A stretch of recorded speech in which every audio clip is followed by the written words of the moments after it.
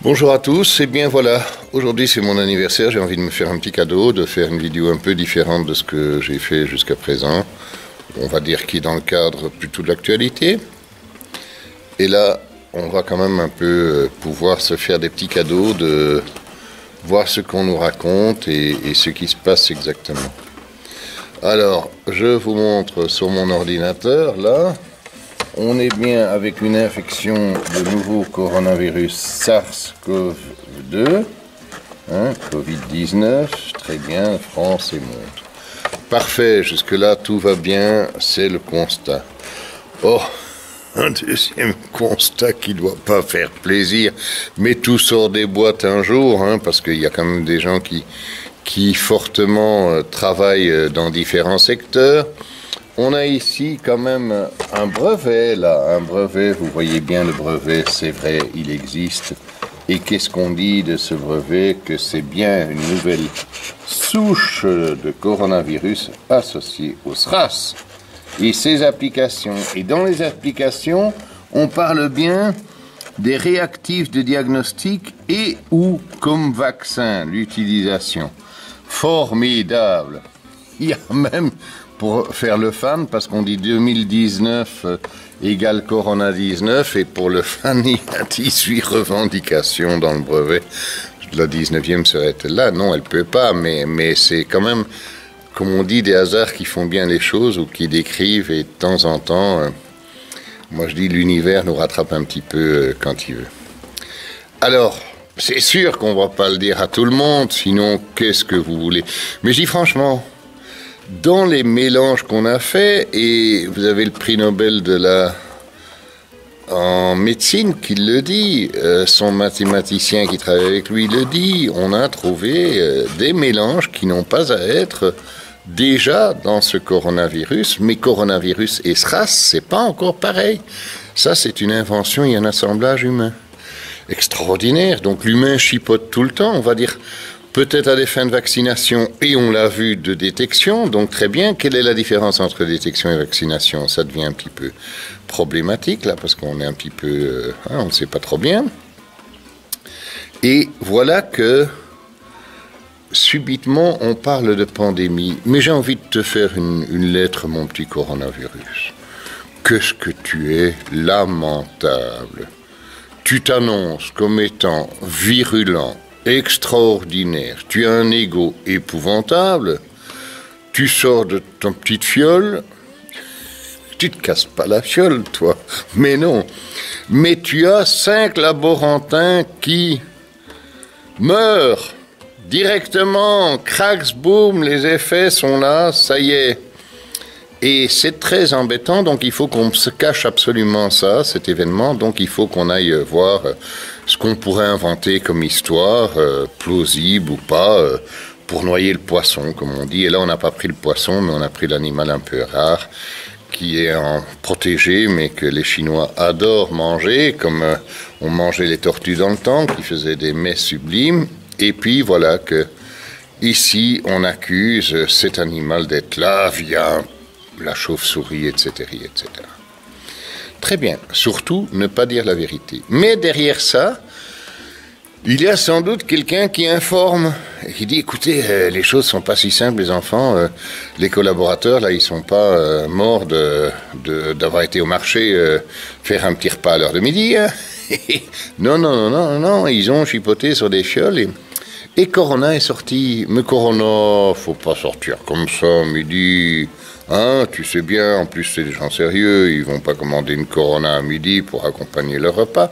Il y en a peut-être même pas là-bas de Corona. Non, non, non, non, non, non. Et puis, première statistique, c'est sûr, c'est du 100%. Alors là, c'est panique à bord, on fait savoir. Donc, on va confiner les gens en Chine, c'est très bien. Bref, là, c'est une population quand même immense, la Chine, et on confine une petite zone de 50 millions d'habitants. C'est une ville, c'est grand une ville en Chine, c'est autre chose que Paris ou que Bruxelles avec 1 million d'habitants et encore avec hein, pas le centre, mais la périphérie, Paris avec la périphérie à 10 millions, etc.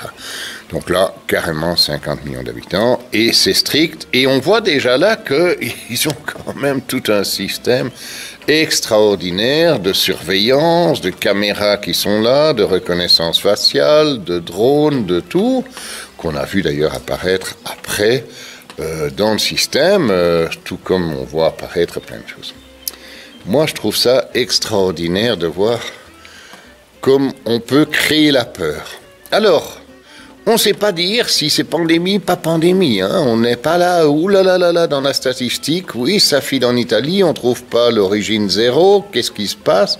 Et puis, malheureusement, et je dis malheureusement pour les gens ou les familles qui ont perdu un proche, je ne suis pas en train de me moquer d'eux, non, mais là, on va avoir un autre sujet qui va filer sur une vidéo plus classique que je fais, c'est justement la question de la vie et ce que c'est cette vie et cette fin de vie. Mais ici, c'est sûr qu'il y a des informations top secret, comme on dit, et comme disait l'autre, il y a eu 5 décès, je te reçois 5 sur 5 dans ce que tu racontes. Oui, de fait, on a caché le plus longtemps possible, mais maintenant que ça commence à se dire, oh là là là là là là, mais les scientifiques, eux, ils sont dans la pandémie d'origine. Et on a un monsieur en France, par exemple, qui lui voit venir ce virus et ces gens qui commencent à poser des problèmes, et il a une réaction tout à fait scientifique, mais à tête reposée, comme on dit. Et il cherche et il trouve déjà quelque chose qui peut réagir et il se dit je vais essayer ça pour voir si ça marche, comme le médecin vous prescrit un petit médicament. Ne me dites pas, s'il vous plaît, que ce médicament est subitement dangereux, alors qu'il a été déjà prescrit à des millions de personnes. On en connaît parfaitement les effets secondaires, on sait qu'il y a des précautions à prendre pour certains patients qui vont mal le supporter, et donc on va peut-être pas leur conseiller de prendre ces médicaments-là, mais au moins il essaye et il se rend compte que finalement, ça déjà diminue la probabilité de passer à l'étape seconde où la toux s'installe et les problèmes pulmonaires deviennent de plus en plus conséquents. Donc là, on a déjà quelque chose qui est une réaction positive. Évidemment, ce monsieur-là, j'ai envie de dire, ce merveilleux scientifique, monsieur Raoult, il n'est pas dans le circuit de ce qu'on voudrait faire non plus. Parce que, allez, un petit mot là, on va reprendre 2-3 épisodes avant. Oui? Vous vous souvenez? Ebola. Ebola, terrible, Ebola, quelle peur, Ebola. Ouh là là, évidemment c'est en Afrique que ça démarre là. Ça c'est drôle quand même, toujours pauvres Africains. Ebola, là là là, l'infection elle est terrible, ça fait des morts, des morts, des morts, des morts, des morts. Un peu comme ici. Et puis, bon, ben ça commence à diminuer, mais c'est impressionnant, hein, parce qu'on a tout le clic de ce qui se passe. On est dans la série américaine, avec les combinaisons, les casques et tout, et c'est incroyable, les bottes, tout est étanche et tout. Et puis, on va essayer d'aller voir, et puis ça diminue. Moi, je me souviens, j'étais à Montpellier, j'étais sidéré de voir sur un abribus une grande affiche noire et blanche en disant « Ebola est là ». Dans la rue, sur cet abribus, faites un don. Waouh! Créer la peur même à l'étranger et faire appel à des dons pour la recherche. Mais qui c'est qui l'a fait, Ebola? H1N1, oh là là là, vous vous souvenez H1N1?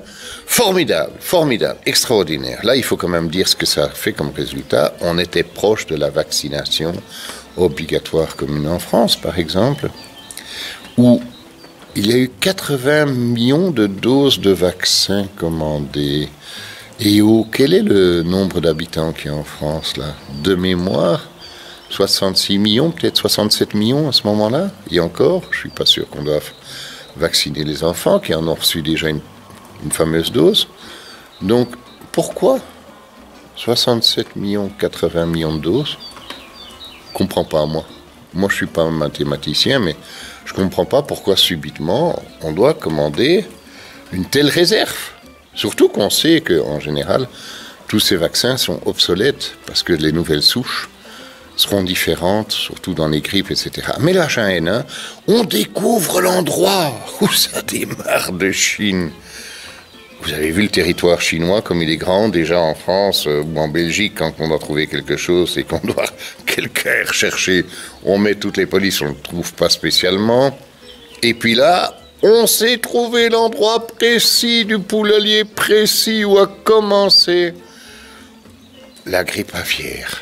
Comme disait un gars qui ne comprenait pas tout. Oh là là, heureusement j'ai évité la grippe aviaire, hein, parce que ça c'est quelque chose, j'entends à la radio qu'ils vont vacciner et tout, mais moi la grippe aviaire, c'est pour ça sans doute que ce trou de cul, il a été acheté plein de papier, tiens, qu'ils se sont presque battus dans les rayons pour en avoir. Bon, ça c'est la petite note, quand même, on va pas tout prendre au sérieux du sérieux du sérieux. Mais voilà. On aurait mieux fait de dire c'est là-bas que nous avons cassé les éprouvettes, mais le but est bien de créer la vaccination. Toujours ce même but, créer la vaccination. On le redit maintenant, créer la vaccination. La première chose que s'est faite récemment, c'est de dire les enfants vont être vaccinés avec 11 vaccins, dont l'hépatite B, qui est super rare, etc., déjà pour des adultes et tout. On le fourre aux enfants. Et qu'est-ce qu'il y a comme vecteur de stabilisateur là de tous ces vaccins? C'est le sel d'aluminium, extraordinaire. Vous avez vu? Comme un hasard fait bien les choses. Oh, je tousse. Oh là là. Oh, je me demande si j'ai pas de la température, tiens. Oh, il faut que je fasse gaffe quand même. Les vaccins, c'est extraordinaire depuis qu'on a passé de 3 à 11 vaccins, tous les fabricants de déodorants revendiquent dans les spots publicitaires qui passent encore aujourd'hui le fait qu'ils n'utilisent plus de sel d'aluminium et que les résultats seront tout aussi valables de tenir 72 heures parfait. Pourquoi est-ce qu'ils vendent ça? Moi, je ne m'étais jamais posé la question avant de savoir. Je regarde pas, je fais confiance. Ouh là là, mais ça, c'est peut-être pas la bonne chose à faire. Et c'est là que notre société est dans ses normes, dans ses confiances et tout. Aïe, aïe, aïe, aïe, aïe, aïe, aïe, quel sujet épouvantable. Il y en a qui vont mal le digérer, c'est le cas de le dire d'ailleurs. Bon, alors, on va voir comment ça se passe. Alors je reviens avec l'histoire d'Ebola. Si vous avez bonne mémoire, là, vous vous souvenez quand au mois de janvier, la dernière infirmière, c'était une Anglaise, est rentrée dans son grand pays, son île. Eh bien, si vous avez bonne mémoire, on l'a testée quand elle est arrivée et on a fermé une aile du bâtiment de l'hôpital dans lequel elle était parce qu'elle était positive. Quelle horreur, la voilà qui a été aider les gens et qui est positive. Ouh là là là, mais quel danger, il faut absolument créer cette peur. Sinon, ça va donner rien du tout, quoi. Mais en fait, les gens qui ont voyagé avec elle dans l'avion, mais on les a même pas interrogés pour voir s'ils avaient des symptômes quelconques. Alors, écoutez, qu'on se foute de la gueule des gens, mais quand même. Et je trouve que c'est à certains moments, dans le journalisme, il n'y a plus malheureusement ce travail d'objectivité. Non, au contraire, on va vers l'effet annonce. Elle est positive, attention, faites gaffe, là, oh là là, fermez l'hôpital, ceci, cela, elle est positive, Ebola est là, oh là là, qu'est-ce que ça va de nouveau reprendre, etc. Et ici, on est dans l'effet exactement le même. Coronavirus, tu m'emmerdes, je te le dis comme tu es un faiblard, tu es un nigo. Si même, peut-être même comme les gens qui t'ont trifouillé là, voilà, hein, très bien, mettons les choses au point. Et là, simplement, je suis épaté. Cette année, on ne parle pas de la grippe. Il n'y a personne qui meurt de la grippe cette année. D'habitude, il y en a 600... 75 000 qui meurent chaque année de la grippe, dernier chiffre de l'OMS en 2017. Waouh! Et cette année-ci, silence. Est-ce que ça fait partie de la deuxième vague? Des gens qui ont eu le coronavirus et qui auraient la grippe par après, parce qu'ils sont déjà un petit peu avec des faiblesses immunitaires, voilà. Et puis, je sais pas, moi je me pose des questions. Je plains, sincèrement. Et j'admire les gens qui sont au feu, comme on dit. Mais il y a un moment aussi, il faut arrêter de régler les comptes, etc. De dire, ouais, on a supprimé des lits, maintenant on en a besoin, vous voyez bien qu'il ne fallait pas les supprimer, etc. Mais ce sont des choses provisoires, franchement. Et puis aussi, au départ, prenons soin de notre corps. Et quand je dis prenons soin de notre corps, c'est beaucoup de choses à remettre en route, là, parce que nos défenses immunitaires, ça fait longtemps que... J'en suis convaincu, ne fonctionne plus correctement puisqu'on n'a plus en nous tout ce qu'il faut comme bactéries. Nous ne sommes qu'un assemblage incroyable de bactéries et nous n'en avons plus assez parce que tout est aseptisé à tous les niveaux. Production industrielle oblige, les lois, les normes que dicte l'Europe, etc. De temps en temps, on avait une lactariose là et qui faisait mourir quelques personnes. On avait encore des produits laitiers naturels et puis on a décidé de... Enfin non, il a été imposé de pasteuriser tous les laits. Même vous allez dans une ferme, le petit lait de brebis là que vous pensez, ou dans une petite coopérative agricole, vous dites là, oui, on va retrouver les produits bio de base et tout, ça va être formidable, ma santé, j'y tiens, j'y mets le prix. Si vous regardez l'emballage, lait pasteurisé. Et alors, on n'a plus de flore intestinale. Regardez la farine. Il n'y a plus de verre dans la farine. Dans le temps, on avait du verre dans la farine. On avait... des petites bestioles dans les smoules, etc. Non, tout est aseptisé. Comment voulez-vous que notre corps puisse fonctionner? Laissez un morceau de camembert, là, dans le temps, on disait, mangez du camembert quand vous avez pris des antibiotiques ou n'importe quoi, enfin, pris qu'on vous en a imposé. Voilà, eh bien, non. Il n'y a plus rien. Le camembert, il va devenir un bloc de craie. Ah oui, craie. Et il peut changer de couleur, même. Ça devient du crétin. Non, mais franchement, on n'a plus rien qui est bien. Donc, alors, c'est sûr qu'aujourd'hui, le virus, si on va plus loin, merci, Monsieur Raoult, de tout ce travail que vous avez fait, et de ce combat subit de la chloroquine. Mais qu'est-ce que c'est que cette histoire-là? Franchement, c'est un produit qui existe. Voilà un homme qui se dit, c'est le produit qui répond. Et là, on lui tombe sur le paletot en disant, ah, mais il faut faire des essais cliniques, il faut faire ceci, cela. Il y a urgence quand même. Alors, si ça ne plaît pas à certains, parce qu'ils ont un ego trop grand, mais il faut qu'ils arrêtent aussi, là, parce que c'est plus de l'aide aux personnes qu'on est en train de faire. Il y a quand même, là, il y a le feu, comme on dit. Si on prend le temps d'analyser pendant 3 mois, qu'est-ce qui sera? Et puis, moi, je te dis, Covid, t'as aucune chance, tu fais pas le poids. C'est le cas de le dire, d'ailleurs, tu fais pas le poids parce que, étonnamment, en Amérique, il y a énormément de monde qui disparaît, là, par cet effet, mais quand vous voyez la malbouffe, cette malbouffe, elle est encore pire dans ces pays-là, plus on est riche, plus il y a de la malbouffe, en fait. Et les gens qui n'ont pas, en Afrique, qui n'ont pas la chance de pouvoir se protéger en Inde, etc., mais finalement, on voit qu'ils résistent beaucoup mieux, comme les enfants et tout, parce qu'ils ont encore leur système immunitaire qui travaille un peu correctement dans leur ventre. Pas facile d'avaler tout ça, pas facile de digérer des situations pareilles. Mais derrière tout ça, reste vraiment omniprésent une volonté qui est mise par des lobbyistes, qui sont des influenceurs de première, et qui sont, je ne sais pas, par quel principe. Ne me dites pas que c'est un principe de précaution, un principe financier.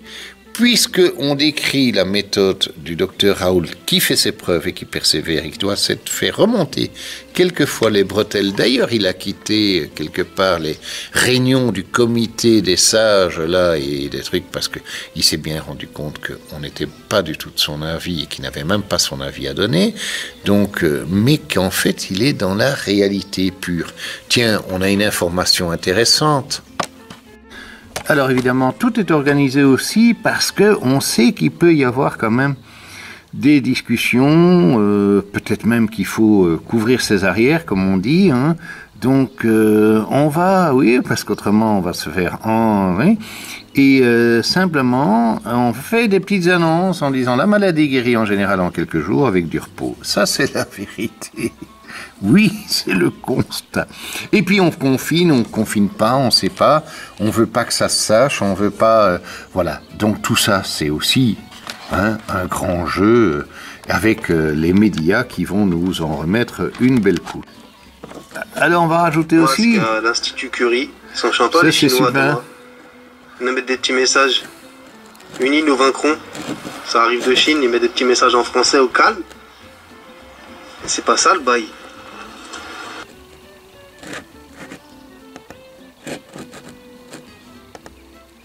La fameuse chloroquine qui est fournie en baril pour les forces armées, extraordinaires quand même. Hein, ils vont utiliser le produit pour éviter que les gens soient malades. Cocasse quand même. Non, moi je suis admiratif de tout ce qu'on peut nous mettre ensemble. Et alors la panique, ben c'est sûr que si les gens sont là en train de dire « Eh là, il y en a 5 sur 5 qui sont morts, les statisticiens, les trucs et tout, ils sont partis sur ce truc-là, mais ils voient plus... Alors on dit « Ouais, les gens qui ont été pas confinés, etc. » Mais on parle maintenant d'histoires qui se sont passées en début janvier, etc. Donc, il y a eu déjà des gens qui sont là. J'adore le témoignage de ces petits couples de personnes. Lui, avec ses 92 ans, qui est à la maison, et puis il commence à tousser, et puis ça commence à aller de moins en moins bien, et puis voilà, on l'hospitalise, et le soir, l'hôpital, enfin la nuit, l'hôpital téléphone à sa petite dame en disant « Venez lui dire au revoir, parce que il est 3 heures du matin, c'est ses derniers moments. » Et la maman, enfin la femme et les enfants vont dire au revoir au papa. 2 jours après, la femme est contaminée sérieusement et a les mêmes symptômes, et donc ils sont en chambre commune. On n'a pas donné de médicaments au papy. On lui a donné de l'oxygène pour essayer qu'il respire un peu plus facilement. Et puis on les voit tous les deux sortis de l'hôpital. Et c'est génial. Ce n'était pas l'heure. Je me souviens, là, je l'ai fait celle-là, quand c'est l'heure, mais est-ce qu'on a encore le droit de mourir? Est-ce qu'on a encore le droit de partir? Est-ce qu'on croit qu'on est éternel? L'être humain a des grosses lacunes dans ses éducations, en tous sens. Voilà, je voulais faire cette petite vidéo, puisqu'on me l'a demandé sur ce que je pensais aujourd'hui de ces situations, de ces peurs, de tout ça. Mais on va créer combien de temps la peur sur ce Covid-là? Et Covid, t'es pas à la hauteur, franchement, t'es pas à la hauteur. Déconfinez-moi, disait l'autre, mais déconfinez-moi. Mais c'est vrai, pourquoi? Si c'est mon heure, c'est mon heure. Et puis basta, si c'est pas mon heure. Si je déteste la grippe et que je dirais je n'aurai pas la grippe, il y a une petite dame de 82 ans qui me disait je n'ai jamais pris de vaccin et je n'aurai pas la grippe. Et puis en plus ou de plus, qu'est-ce que c'est? On vous met des grippes qui sont déjà pas des vaccins qui sont pas à l'ordre du jour, puisque c'est les anciennes souches et que la nouvelle souche n'est pas correspondante. Donc, on fait du chipotage, mais ça rapporte du pognon. Ça, c'est toujours. Les phrases sont justes, les expressions d'antan sont justes. À qui profite le crime? Et le crime et les criminels, ils ont déjà payé en direct, mais derrière ces criminels-là, il y en a d'autres qui détiennent ces laboratoires où on permet de faire des chipotages et où on essaye de créer cette peur. Vous avez vu le nombre de fois qu'on crée la peur. Chaque année, c'est « Ah, est-ce que ça va de nouveau être la grippe espagnole ?» Olé, pauvres Espagnols, dis donc.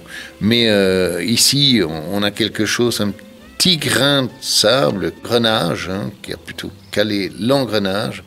C'est le docteur Raoult. Et merci à lui d'avoir joué le grain de sable. et j'espère pour lui qu'il pourra fonctionner pleinement par après. Il devrait avoir la Légion d'honneur, ce monsieur, sans hésiter, parce qu'il a su faire directement, on va dire, le combat ou la lucidité d'analyser avec ses équipes la façon de réagir et de sauver beaucoup de monde. Eh bien non, on risque encore de le malmener peut-être dans sa vie professionnelle parce qu'il a été à l'encontre de ceux qui veulent vacciner à coût de centaines de milliards sur Terre et qui veulent faire ces profits incroyables. Et que donc ils seront prêts à mettre l'économie par terre pour aussi se reprendre des petites vengeances après et puis aussi pour augmenter des taux d'intérêt et puis derrière ça mettre tout le monde dans le sac en disant oui mais non attention il faut faire un effort commun, nous avons fait un effort premier mais maintenant il faut récompenser tout ça. Allons. Hein? On a la mémoire courte. Vous vous souvenez de la vache folle? Qu'est-ce que ça a été? Les pauvres agriculteurs et tout. Qu'est-ce qu'ils en ont bavé? Et tout ça parce qu'au départ, dans le système économique, on donne à bouffer aux bêtes les restes des animaux qui sont remis dans un circuit pour faire de la farine. Et qu'on n'a pas respecté les températures pour éviter la tremblante du mouton. On a par économie diminué, donc toujours par profit personnel d'une entreprise. Oh, elle était britannique celle-là. Oh, shocking. Et vraiment, ça a fait des centaines de milliards qui ont été dépensés pour décimer des cheptels, etc., avec des gens qui avaient fait quand même toute une évolution de leur agriculture, essayer que leurs bêtes aillent le mieux possible, essayer d'avoir des élevages les meilleurs possibles et tout leur travail a été ruiné d'un coup, et eux aussi. Et en plus, les Anglais, ils ont été indemnisés à 100% dans leur fonction, alors qu'ils ne payaient pas les 100% dans les cotisations de l'Europe, et que c'est eux qui ont amené cette saloperie de virus qui a été là. Et puis voilà. Et de nouveau, même chose. Profit. Et puis l'Europe est intervenue. Oh, mais c'est sûr, ici encore, l'Europe a son blason qui va être doré parce qu'on paye. Mais non. On va vous imposer de vous promener avec bientôt le Ausweis pour voir si vous êtes bien vacciné et vous ne pourrez plus partir si vous n'êtes pas vacciné. Moi, j'en veux pas en tout cas. Terminé, point. Je resterai calfeutré, confiné, etc. Et de confiner, c'est pas toujours facile quand il y a quelqu'un d'autre. Ah oui, alors vous avez vu l'histoire des masques, ça, il faut quand même qu'on démasque un peu la question. Moi, je suis vivant, je peux pas dire je suis morfondu, parce qu'il n'y avait pas une température de fusion encore pour me faire fondre. Quoique la graisse que j'ai sera fondue, sera pas mauvais non plus. Ils vont gagner du carburant, mais quand même, franchement. Monde de consommation extraordinaire. On le dit, et puis il suffit de lire un tout petit peu dans la publication du fameux brevet, les températures utilisées pour travailler. On travaille autour des 68 degrés, etc., pour éliminer et tout. Donc, on le dit, si vous stérilisez vos masques, il n'y a rien. Si vous laissez ce Covid pendant 3 heures, il y en a qui disent 4 heures, eh bien, il meurt de lui-même. Purée de merde. Pourquoi avoir peur de garder le masque? Et tous les hôpitaux sont dotés de stérilisateurs, les médecins aussi, les vétérinaires, les dentistes et tout. Alors écoutez, franchement, on a trop de masques là. Arrêtez de m'en jeter dans la benne tous les 4 heures. Vous pouvez les laisser sécher, vous pouvez les remettre en séchoir même. Ils vont résister, bon, très bien. Où est le problème? Qu'est-ce qui fait qu'on doit créer cette peur? On va vous tester, savoir si vous avez eu déjà les réactions qu'il faut dans le corps, mais tant mieux. Mais attention, on va pas faire le test, on va pas faire le test. Parce que si on fait trop de tests et qu'on voit qu'il y a trop de gens qui ont déjà été en contact avec le virus, d'abord ça veut dire que ça fonctionnait déjà avant et que le virus s'est déployé avant le confinement et que donc il y a une autre façon de se transmettre ou qu'il y a une possibilité de se transmettre différemment. Et puis je te dis, Corona, tu m'emmerdes, tu n'es pas assez fort, tu ne tiens pas tes promesses, quoi. Tu nous fais pas du 100%. Et alors aussi, il y a des règlements de compte, j'en parlais tout à l'heure. Simplement, les hôpitaux à qui on a réduit les subsides et les lits, ce sont des questions politiques et économiques. Mais si même, soyons honnêtes, vous aviez reçu l'année passée, on va dire, allez, une belle somme, 50 milliards d'euros, ni en France, ni en Belgique, ni ailleurs, vous n'auriez acheté de masques, ni de respirateurs complémentaires, puisqu'on ne parlait pas du coronavirus et qu'il n'y avait pas une réelle demande à ce niveau-là, et qu'il y a même des unités qui étaient en surnombre. Donc voilà, soyons honnêtes. Mais une fois qu'on est dans la panique, plus rien ne va. Et les fameux experts vont aller toujours dans le sens 5 sur 5. Attention. Deuxième vague. Super important la deuxième vague. Comme au tsunami. Oui, c'est vrai. C'est triste un tsunami. Vous avez vu, ça fait plus de morts en quelques minutes que le coronavirus. Oh là là là là là là là là là là. Mais non d'une pipe. Oui, c'était triste, les gens qui sont décédés. Mais il y en a des touristes là qui ont eu la chance d'être en vacances là-bas. Moi, j'avais pas cette chance, j'y étais pas. Bon. Alors aussi, est-ce qu'on a encore le droit de mourir ici sur Terre? Et étonnamment, si c'est pour faire du business de vaccination, on emmerde des gens qui vont travailler avec des produits basiques, etc., et qui ne rentrent pas dans leur cas. Et là, on a quand même un fameux serment qui n'est pas du tout respecté, puisque l'engagement de dire je ne ferai pas de bénéfices, etc., sur la médecine, en exerçant la médecine et tout. Dis donc. Et au plus, vous avez vu la fameuse système létal dans les EHPAD.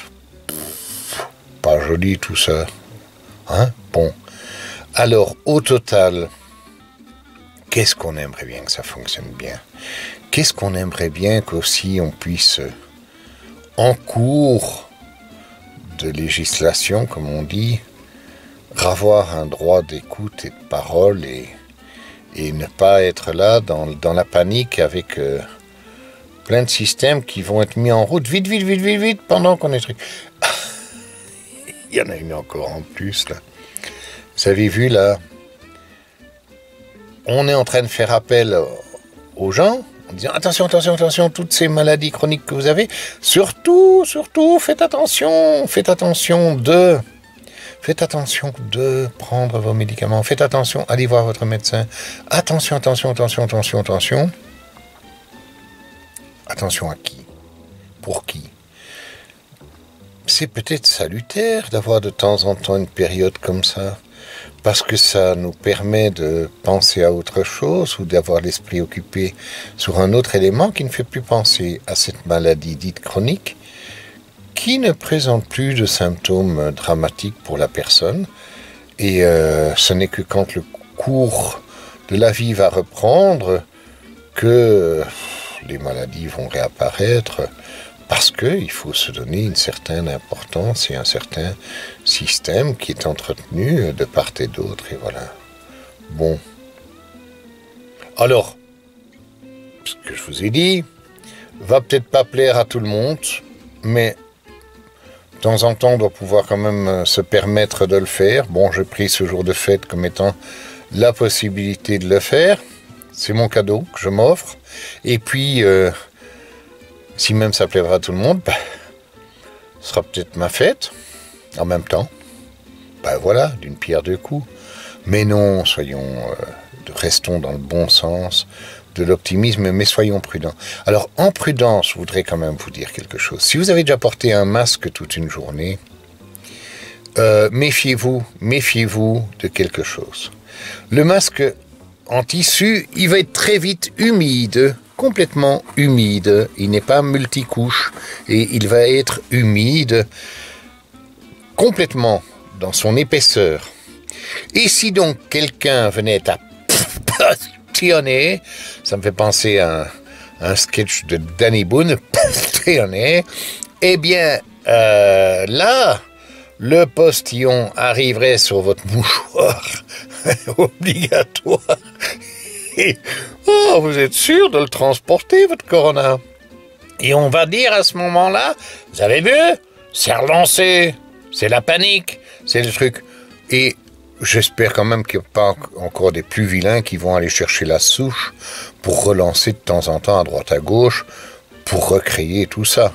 Parce que aujourd'hui, tout est possible. Oui, très bien. Je vous invite à regarder encore ce que monsieur Raoul nous dit. Il est évocateur, très bien, il relance les bonnes informations, les bonnes questions, il a les bons raisonnements. Essayons que ça se propage positivement aussi et vivons heureux de voir cette nature forte, cette nature qui permet aussi à ce corona de diminuer et faire que ce n'est peut-être qu'une petite souche saisonnière qui va pas fonctionner trop bien dans le déploiement avec les saisons, quoique on a quand même toujours les deux types de saisons qui sont là, puisque au niveau du terrestre, hémisphère nord, hémisphère sud, hein, c'est pas... Bon, allez, on va pas parler de tout là, sinon on n'en finira jamais. Quoi qu'il advienne, portez-vous bien, puis n'oubliez pas, toute chose a une fin, sauf la saucisse qui en a deux, mais nous avons aussi une fin que nous ne savons pas. Et il suffit d'accepter que ce moment arrive. Depuis le jour de notre naissance, il doit arriver. Je suis épaté de ne pas encore être parti de ce corps. Ça se fera un jour. Et j'espère que ce sera une vraie fête. Alors, à tous, bonne santé et continuez le chemin. Et puis, surtout, essayez de comprendre que ce corps est un trésor fabuleux. Mais beaucoup de choses devraient encore changer pour qu'on puisse revivre et manger correctement, pour que nos anticorps fonctionnent. Bon, je ne dois pas être moralisateur, non. Allons-y gaiement. À plus.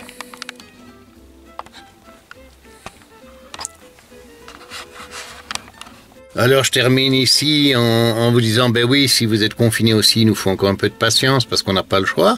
C'est assez dingue, il paraît qu'on est dans des démocraties, etc. Mais on se rend pas compte de ce qu'on fait quand on peut élire les gens. Et puis voilà, mais soyons pas à plaindre, hein. Franchement, regarde un peu là, la procédure. Nounours, qu'est-ce que t'en penses toi du confinement? Alors, ne me vexe pas quand même. Ne me dis pas que t'as le masque parce que je pète trop fort, là. Hein? Bon. Ah oui. Tu crois que j'ai perdu le savon? Mais nous le savons tous que c'est pas vrai. Nous le savons aussi. Toi aussi. Allez. À plus tard. C'était juste une petite envie de donner un avis de plus sur ces petites pages d'histoire de ce que l'être humain est capable de faire, et il est atroce, et il recommencera. Tiens, l'électronique, je vous dis, certifie toujours les choses quand on le dit. Et voilà, On a fait des guerres, on a fait des murs qu'on a démontés, il y en a d'autres qui en reconstruisent. Ne dites pas que l'histoire sert à quelque chose, la mémoire est plus courte et les profits sont toujours les moteurs principaux de tout. Il y a des gens qui ruineront les autres rien que parce qu'ils ont envie du profit et se feront aider dans des systèmes mafieux. Allons, on l'a dit, à plus tard, on prendra d'autres sujets bien plus efficaces et porteurs. Bon anniversaire Bernard. Merci, I am Senior. Senior, il est l'heure. Il est l'heure de vous lever, de vous réveiller et pas de vous faire vacciner. Allez, à plus tard.